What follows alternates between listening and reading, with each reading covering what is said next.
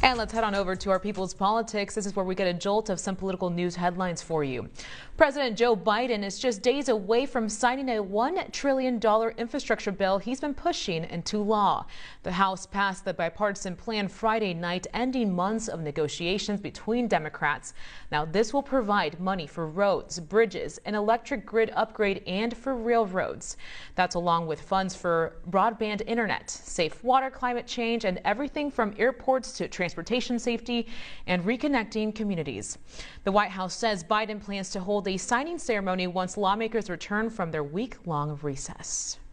He wants to make sure the congressional members who work very, very hard on this, when they come back, then we'll figure out a time to sign it. But you're right, it's urgent, but we also want to make sure that the people who spent the last couple of weeks, last couple of months just all in delivering on this promise are here for the signing as well.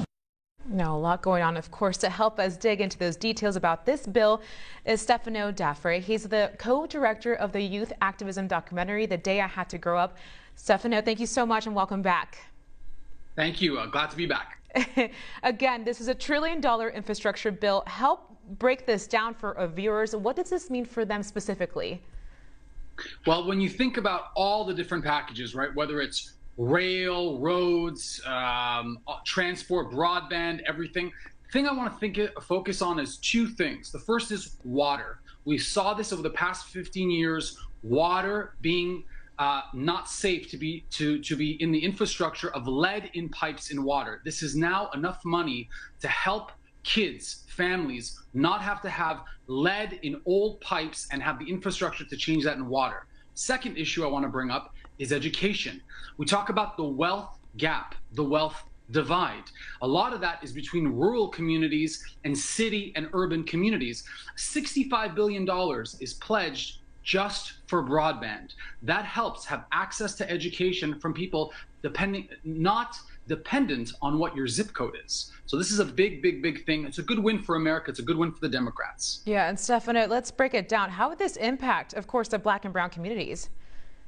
Yeah, so let's look about, there's provisions in this for minority businesses. So when you think about infrastructure being built, let's say in Mississippi or in Louisiana, we think about different small businesses that are going to have to partake in a public works program. They will be part of these jobs that will be part of the public funding. So that's a first thing. They're going to have to resource and source people from local communities. The second thing is, if there are individuals that before didn't have access to broadband because they were in rural communities, this helps them in the sense of a very practical way of catching up really to the 21st century and not feeling held back from a structural, systemic way. It's a big, big advance on those two fronts.